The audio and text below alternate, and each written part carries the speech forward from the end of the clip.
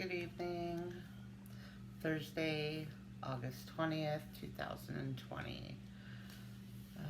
Okay, guys. I do have the winner. Amani pulled the name a little bit ago. Wasn't very many. And that's okay. Uh, like I've said in the past, this is for me and anyone else it could help. And for those, my hair's injected. And to help those going through this process or who are getting ready to go through this process. So I saw my oncologist today. It kind of went as expected, and then, like always, it didn't go as expected. For those of you who follow me on Facebook, this is still the same tea I ordered hours ago. Sugar-free. Anyways, so, saw my oncologist. So, for those of you who follow me on Facebook and Instagram, you know Sunday night I had an episode of where I couldn't walk and I could barely talk. She says that's not keytruda related. So, she's ordered a CAT scan just to make sure there's nothing going on neurologically. And she's going to refer me, she referred me to my primary care to follow up. She wants me to stop procrastinating about the autoimmune and get it diagnosed because she believes that's where it's going to be. And I explained to her that prior to the cancer diagnosis, last summer basically, I started getting to where I couldn't use my arms, and I went into emergency at one point because I couldn't open my arm at all. And so when they did the CT on it and x-rays, at first they said, oh, it's just they let me out of their tendonitis, right? But then they called me the next day and they're like, no, it's not tendonitis, it's actually your nerve. You might want to get checked for an autoimmune disorder. So I said, okay.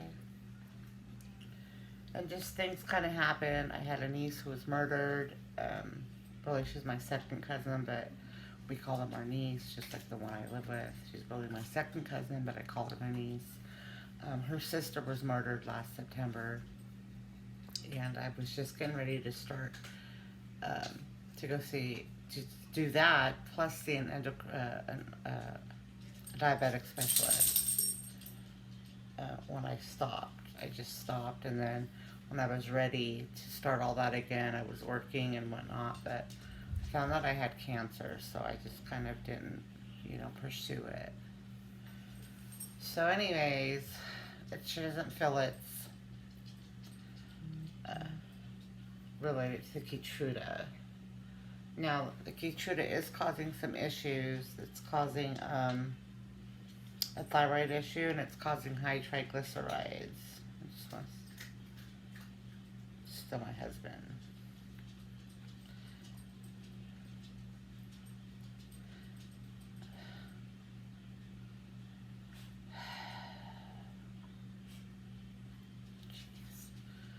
Anyways, so she did a pelvic, and of course that tumor's not there, and she was just like, you don't know how worried I was. It's so nice to know that it's gone from you. I was so concerned, and I joked with her, but I'm glad she didn't express that to me. I mean, I knew they were worried just about the recurrence, but I didn't realize that she was just so scared about that for me. And so it's not there. It hasn't come back, and to make sure it doesn't come back, I'm having internal radiation, 3 treatments. So we're going to go ahead with 4 more doses of Keytruda.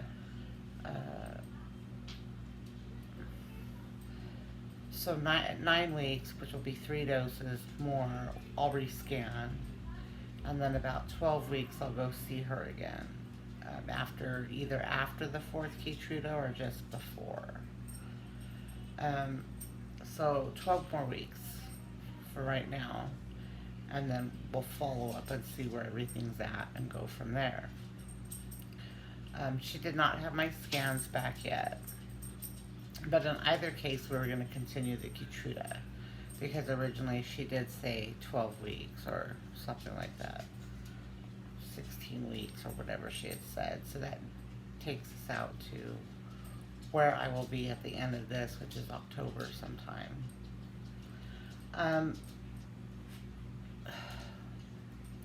You know, I really want it to be in Texas. I would really like to see my new home. I have yet to actually be there physically and see it. When it was picked out, I was going from video of my husband's walkthrough. My husband has seen it, and obviously he's there, but I have not seen it. And, you know, it's kind of weird to have my whole life there by my things and my clothing and whatnot. But I'm still here in my my residency. I will remain a California resident, mainly because if the cancer comes back and I'm in Texas and a Texas resident, I'm completely screwed. Financially, I would not be able to pay for this out of pocket without going broke. I could always come back to California and I don't have to. I would just go get my California driver's license, and I would have Medi-Cal right away. Hold on, guys. Somebody found a pistachio and was playing with it. So, in that aspect, I mean, there's always that option as well. If I get into remission in these next 4 months, I can conceivably go to Texas and still come back if something goes wrong. I just, I'm going to keep my residency here for at least a year,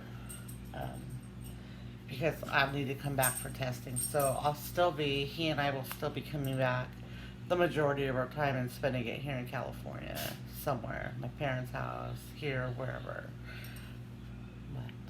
What? No, we're not playing, honey. So yeah. So it wouldn't have mattered. We did talk about the CA-125. I'm pretty honest with my oncologist about all my medical history, including the bipolar. And so she bears it in mind when she speaks to me, especially like when, say, the cancer came back, okay? And how terrified she was for me, how scared she was for me about how quick that tumor grew. She doesn't relay stuff like that to me. She's just, let's get her on a regimen and go from there. So, well, you don't know, but so she bears stuff like that in mind, and we talk about a little bit of everything. And she did ask, because she doesn't see the notes from, like, say, palliative care and stuff, where they noted my depression issues. And I told her, it's not so much depression as it is frustration. And I have been smoking again. Not as nearly as much as I used to, and she doesn't want me to. So she said that to please just go back on the cannabis products, because I explained to her that they don't follow through. I get on these pain meds, and then it's like I'm off of them, and there's no refills. Not only are them, it was never called in, and there's no off on file, and there's no nothing. So I think my plan is going to be to talk to my primary care first. We're not playing right now, Opal. No. We're not playing right now. Talk to my primary care doctor first and see if she'll take over the pain meds along with everything else before I go buying cannabis products, because quite frankly it gets very expensive, and although we are okay financially, we won't be if I have to keep buying about $200 worth of cannabis products a week. I mean, there's only so much, plus gas to and from appointments and whatnot. So, yeah. Because the cannabis products, it may take 10 milligrams today to get me okay. Tomorrow, 10 may work as well. But I guarantee you by the end of the week, I'm going to need to be on 20 milligrams at a time, and it just increases from there. So, what? Okay, come here. I help you up? So yeah. But I get it,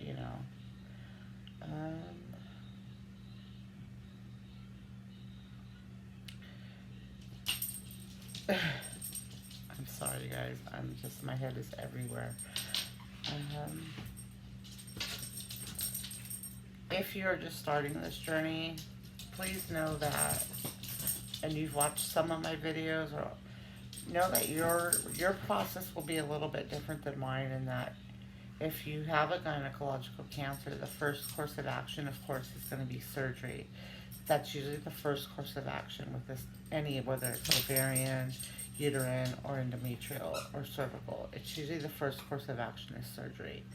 Um, I'm diabetic. In the months leading up to my diagnosis, I had a lot going on. One, personally, but two, I had just that last month prior, I was barely taking my insulin because, I was dealing with a lot with the loss of my niece and just things of that nature. So I just wasn't even worrying about it.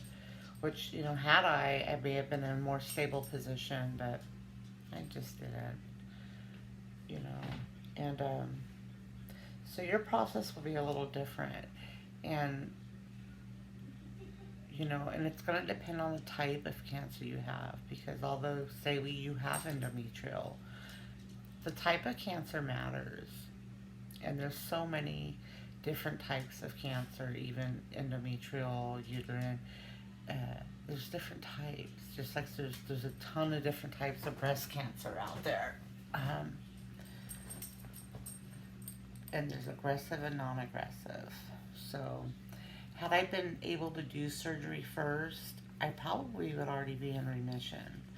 And that was one of the conversations we had today, because going about how we had to do it, those microscopic cancer cells that were left, because there was no cancer, she took it all out. She even took my spleen and the tip of my pancreas, because they didn't look right, and they didn't come back cancerous. But to be on the safe side, she took them. So, my cancer had time to, those microscopic cells that left were just hardier. So they were more resistant to the chemo I was on. Now, the fact that I had, my sugar wasn't super controlled, probably played a part in how fast the tumor grew. But only in as much as, the chemo just wasn't working. They were resistant to it. So the first course will always be surgery and then chemo. If you're in a place and you're starting this and you're not healthy enough, know that you're going to have to do chemo first and then surgery and then chemo. I can tell you from my perspective, for me, it was very rough to recover from that surgery and begin chemo 4 weeks later. It made my recovery a lot longer. And although I didn't have a lot of pain, I know in one of my videos I talk about the pain, but a lot of that was gastric pain. I had blockage after the surgery, and even though we got it working, it was still slow and sluggish, and I had a lot of pain from that, but not actual incision pain. The breathing was hard, but that's because, you just had major surgery. So as far as pain at the incision site or internal pain from where they remove stuff, I didn't feel a whole lot of pain. But again, I was on pain meds as well. But, I was more exhausted. Now, beginning chemo 4 weeks after surgery literally was rough. And I guess I should point out that I didn't do well in chemo before surgery. I had a lot of issues with hydration and things of that nature, low blood pressure, just all these problems. And it all stems from hydration, and, I wasn't getting enough nourishment because I wasn't really eating and I wasn't really drinking.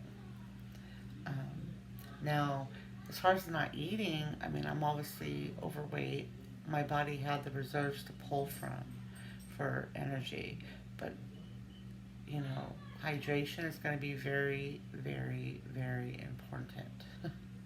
It helps flush it from your system, for one, and two, you just need to stay hydrated.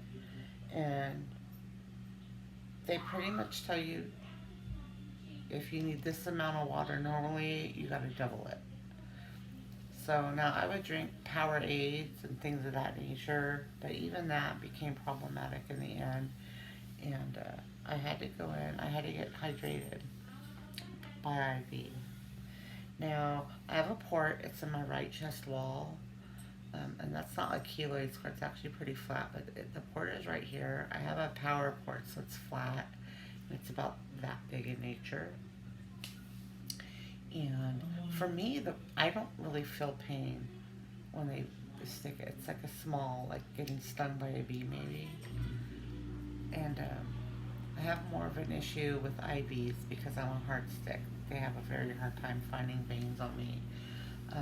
When I was diagnosed, I had just bruises everywhere where they tried to stick me to get an IV line because it's easiest in my hand, but for CT scans, they won't allow a hand IV. It has to be in your arm, a vein that's more capable of taking the fluid or whatever. So, like yesterday, he got it in one of my smaller veins, but he pushed it slowly. So, and he didn't remember me, but he remembered me when I told him, you did it slow. You used the same vein and you did it slow. He's okay, remember you may. I'm like, yeah. So, I do these vlogs partly for me because it's a way for me to let this out, and partly to keep my family updated, although I have been more updating via Facebook or Instagram, but also for just a record. If it can help someone else, I hope it does. Not every day is going to be good. You're going to have your moments where you're just begging God to please take the pain away, or the why me, or is this all worth it? It is, I promise you it is, and it does get better. Although I'm in pain a lot of it's neurological, nerve pain, nerve damage. You may fare better on the meds because obviously I have an underlying condition which just has been exacerbated through chemo. My dog. So bear that in mind when you watch my videos or even other videos. There's not a whole lot of women that are vlogging about the gynecological cancers. You can find a lot of breast cancers, but of our cancers, not a whole lot of people vlogging about it. Because breast cancer is the #1 cancer in women at this point. But a gynecological cancer is not most common, but there's a lot of women who have it and just don't know because it's so silent. And my mother-in-law and I were talking. I called her on my way home, and she says a pap smear would have caught it. I'm like, not necessarily. It's not necessarily going to catch an endometrial or uterine cancer, and so, or ovarian, and those are that's why they call them the silent cancers, because usually by the time it's showing in your cervix, you're pretty late stage. Now, cervical cancer will show up in your cervix, if you're getting tested yearly, but a lot of women, if they're young and healthy, like say my daughters who are in their 20s, they set them up for testing every 3 years. Now my oldest daughter, she's gonna have to be tested yearly because she's high risk category. Plus now there's an immediate genetic link, but more than that, a lot of the problems she's experiencing right now, minus the heavy, I had heavy bleeding at her age too. It depends what hold it, okay? And not every month, but it would happen about every few months, and it was pretty regular like that. She's having a lot of the problems I started having about her age. I was actually a little bit younger than her when I started having her, shortly after the birth of my second child. And so She'll need to be tested yearly, not every 3 years as they had initially scheduled it. She will have to go yearly. She will. She's already in a high risk category, um, so she'll have to be tested yearly. So, an endometrial, uterine, and ovarian, they're very, very silent cancers.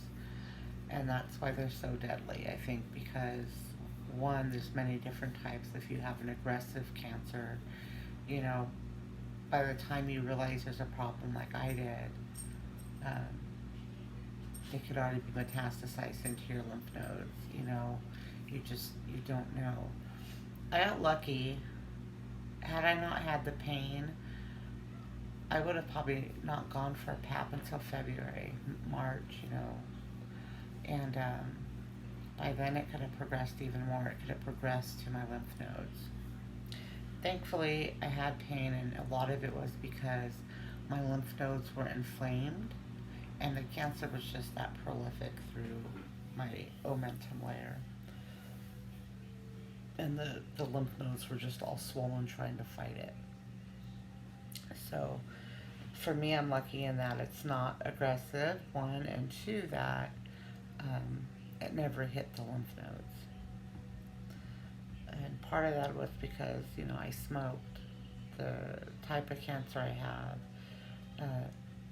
nicotine has been shown to slow its growth. So, yeah. Now,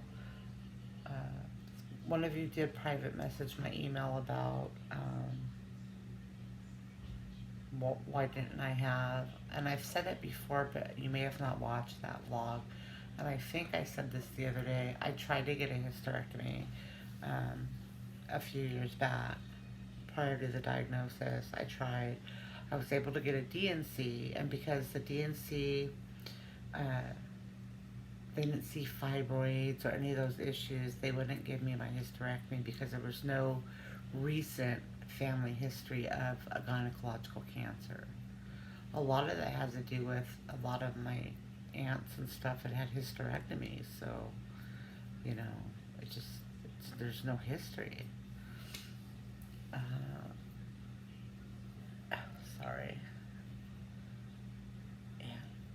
It's such a, you know, that for this day and age, and women are still having to fight for fair medical coverage, is just insane.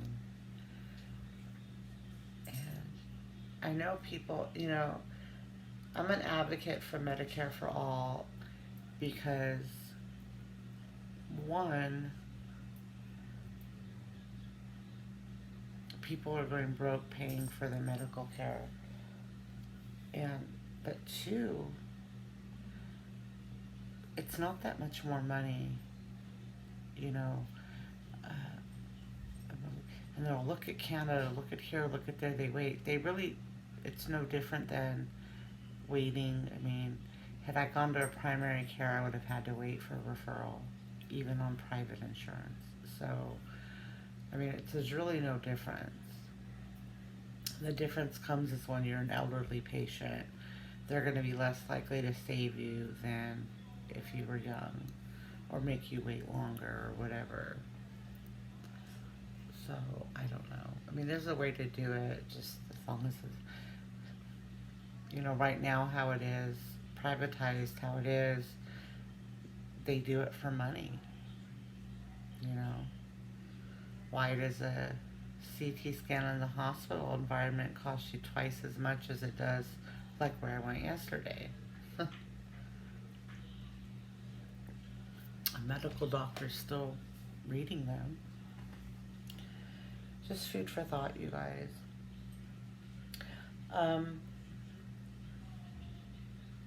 So yeah, if you're just starting your journey, I know it's hard not to stress. You know, I went to emergency because I thought it was my appendix at that point. And they did, the intake nurse was like, I'm going to list your bleeding as the primary. I'm like, well, okay, if that's what you want to do, but I'm telling you, I've been having issues for years. And so one of the first thing they did the gynecologist came in, and they were the Gynocs, the people I'm seeing now, but that's who they call because they're gynecologic doctors as well. So that's who they called. Well, initially the gynecologist, okay. They didn't call the gynoc team until later on, but so the gynecologist came in and they did a big quick pelvic check when I was still in the triage kind of area. And they're like, well, there's no blood, but I was in a lot of pain. But we're gonna get you back in a room, get an IV going so we can get your pain managed. And then we're gonna send you down for an ultrasound, and then when those results come back, we'll send you down for a CT scan. So these are all scans and tests you've probably had done if you're just starting your process and whatever. But they did the ultrasound, which I'm surprised they were able to get anything because I was in a significant amount of pain, and every time she went to press, like I didn't scream, but I was like, oh my god.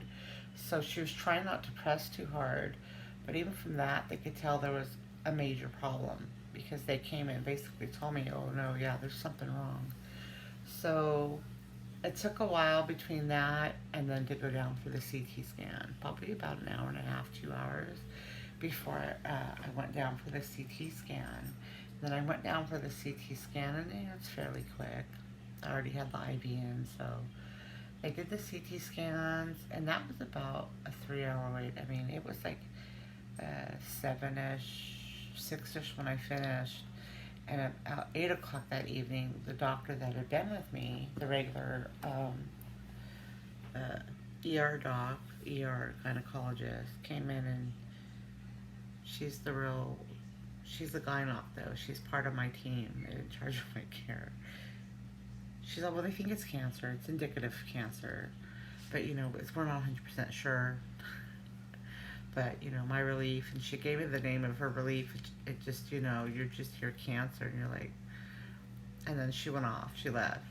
And she left, and my husband was like out in the car smoking or something. I was by myself when I got that news. And then I start having a panic attack. I literally was having trouble breathing, and the nurse sees my numbers, so he comes in, and I'm like, I'm okay. He's like, just breathe. Let me go get you some more pain meds. I think the morphine's wearing off. I'm like, don't bother with tramadol or toradol because those don't work on me. And they gave me fentanyl or one of those. I don't know, not fentanyl, but one of the other ones that they give frequently. That did work, but it didn't really, the pain, it just calmed me and then made me tired. So I slept until the Gynocs came in. The Gynocs came in pretty late. It was about 11-ish. And they basically said, we're going to take you a few rooms down to the gynecology room. They had the stirrups and stuff. And we want to do a biopsy. We're going to do a scrape biopsy, so then go in there and scrape it. Which prior to that, only had suction, which didn't really hurt. I didn't really feel it. Now, it could have been painful too because everything was swollen, you know what I mean? But we want to do a biopsy. It's okay. And they were honest. Everything we've seen so far indicates cancer. They were honest about, we're doing this biopsy because we want to know what type, basically. And then she said, and we're going to admit you when we're done. We're going to admit you, and tomorrow you're going to go in for another biopsy. We see some deposits in your abdomen, and we want to biopsy those. I'm like, okay. So they took the biopsy, and then I was sent back to I had a private room in emergency. So I waited there probably only like 10-15 minutes. They had already started the paperwork to admit me prior to that. So the person came to move me, and I went up to the 7th floor, which the hospital I'm being treated at, oncology, is on the 7th floor. And up until that point, it's just words, even though I'm scared. When you see oncology wing, then it really hit home for me. And so I was able to sleep that night, mainly because they knocked me out with meds. They really did. um, the next day I got up and I went fairly early, about 11, 10, 11 for the biopsy. And I have a scar on this side. It was a needle guided biopsy, so they used, I was strapped down on the CT table tray, and the CT machine actually kind of was on, it was kind of like my radiation. It moved around. So once they had the clear shot, they administered a small dose of fentanyl, and they went and they numbed me with Novocaine, whatever, lidocaine, because they didn't knock me out.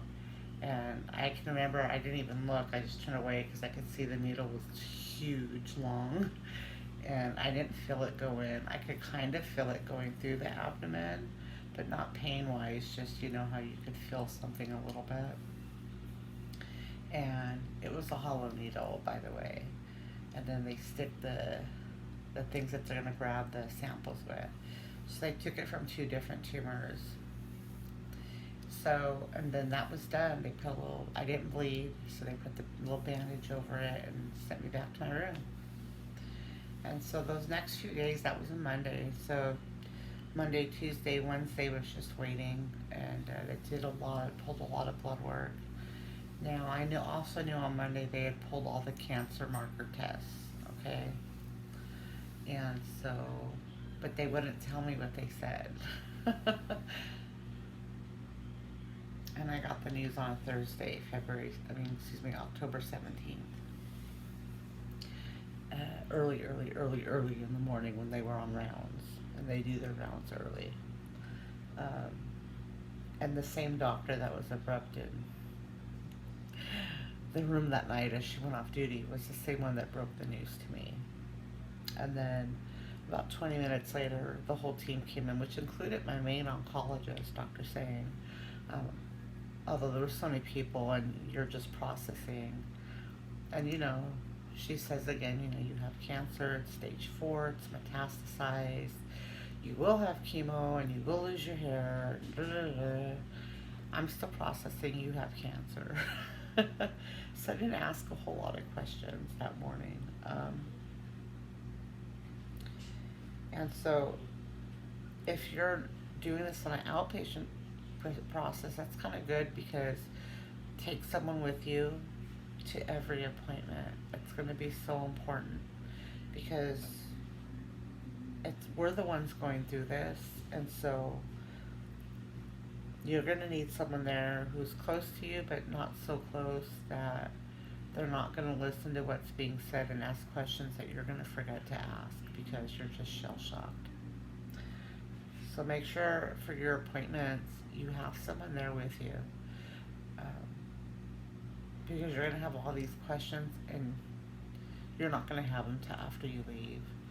Write them down and take them with you the next time you go. You usually don't see them too often. You can request appointments though if you want to see them. I just don't, because they treat a lot of gynecological patients there for cancer, so I just don't bugger in. Plus their surgery rotations and whatnot. And my doctor, she's a John Hopkins trained medical doctor. She's very good at what she does. My incision is, you know, a credit to her training. She's very good at what she does. Yeah, and she's so young. I think she graduated medical school in 2014, you guys. Or 2000, so she started in 2006. I stalked her on Facebook and stuff just to figure out, you know. So yeah. She's good. And she's very nice. And you know, some doctors get jaded and they don't care. She's not at that point yet. She really does this, I'm sure because it pays well, 1, but 2, because she really cares. So, you know, yeah. just take someone with you. And it's okay to cry. You don't have to be 100% happy-go-lucky all the time. I know on my vlogs, I am always upbeat, but that's not because I always feel that way. It's because I don't want to worry anyone. And um, it's also psychological for myself to help myself stay, up, stay focused, and stay in a good frame of mind, I guess, basically. Um, Chemo sucks all around. It just sucks. Chemo sucks. Everyone I talk to is in agreement. Chemo sucks. The surgeries suck. It's different. When I talk to the breast cancer patients, I think there's some emotional element to theirs, as well as probably a lot more significant pain.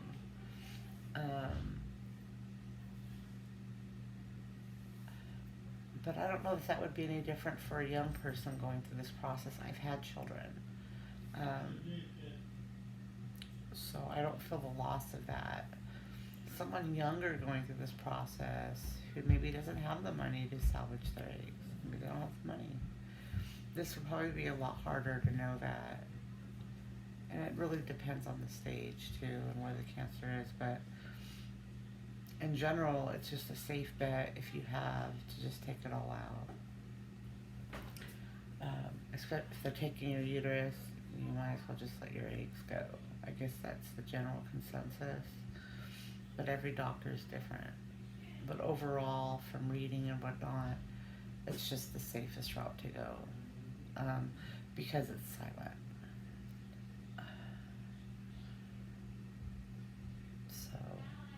But definitely, when I talk with breast cancer patients, their pain, well, because, a lot of them, if they have the mastectomies, I guess it's very painful. And so, and I would imagine it would be, it's right in your chest wall, and, but a lot of it's psychological. That is going to be much worse psychologically to lose a breast or two breasts than to lose your uterus, your ovaries, your fallopian tubes, and your cervix. And I've not had that done, but even I mean, if I had to go through that, I don't even know how I would react.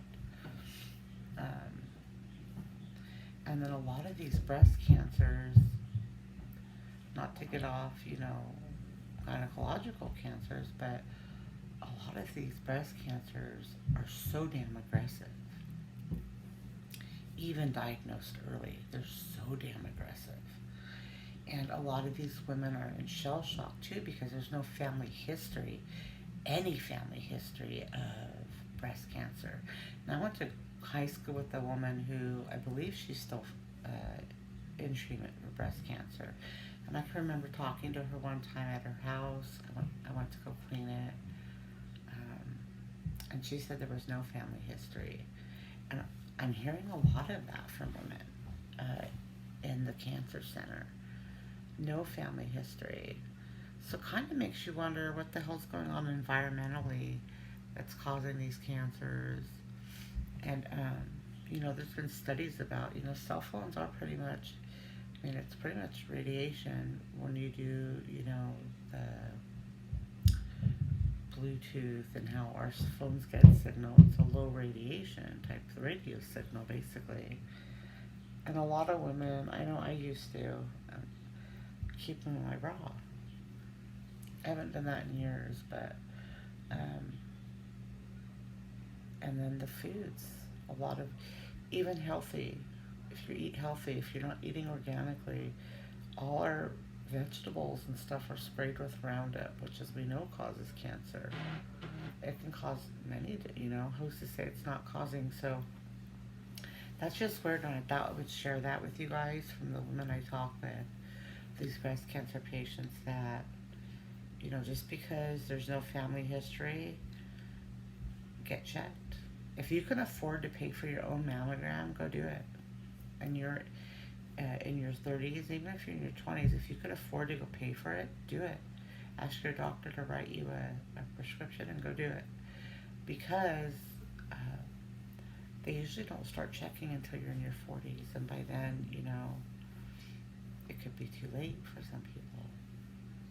So, and I believe there's a new type of a 3D instead of getting a flat, normal, old-fashioned mammogram.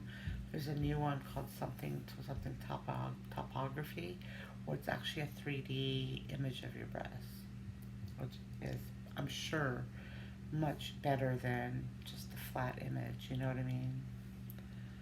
So, just food for thought. If you're in this process, there's nothing I'm going to be able to tell you other than just hang in there. You know. Oh my God, can you not? And like always, if you're at your end of your journey, may God be with you.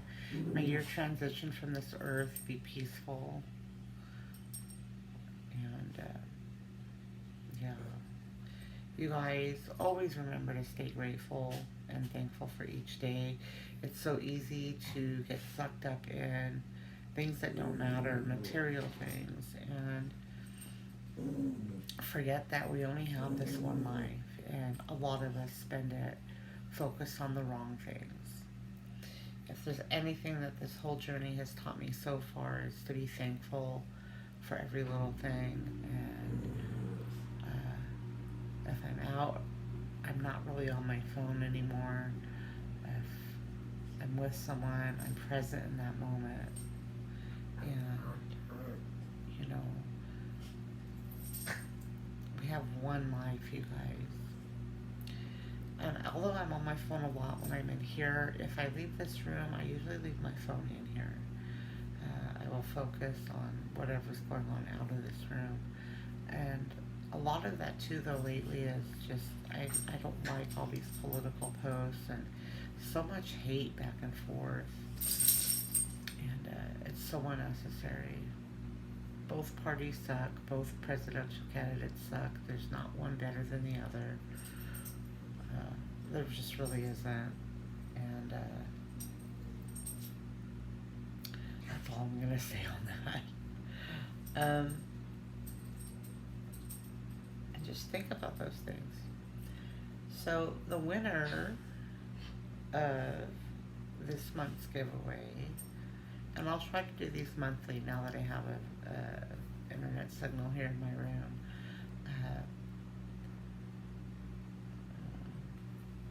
I'm pretty sure, yeah, I had to write it down because I'll forget. It's Tracey V. And Tracey, you follow me on Facebook. You shared my video on Facebook. I don't think she necessarily left a comment, y'all, in the YouTube because she couldn't figure it out. But I had said on my Facebook post earlier, if you share it to Facebook, or you leave a comment, or you subscribe, that you would be entered. And so I honored that, and my niece pulled her name. There wasn't a whole lot. I did get about 3 new subscribers, or 4. So I went ahead and put everyone's names in. Tracey, it's a $100 Visa gift card. So just private message me, and I will go ahead and arrange for you to receive that. I can mail it, or you can pick it up if you're local. Well, you are local here in Southern California, but yeah, you guys, that's it. My last thing is, you guys, see a financial planner, even if you're not sick. There are life insurance policies out there that have living benefits. That is so very important to you if you should get sick. And that doesn't mean cancer. That can be any chronic illness. Living benefits, which means the policy will pay out 90% while you are alive. And if you're going to go through a long medical process, believe me, you will need that money. And if you can afford insurance, life insurance, I just suggest, even if it's not about life insurance, you guys, just meet with the financial planner if you're recently diagnosed, because there's things that can help you plan out.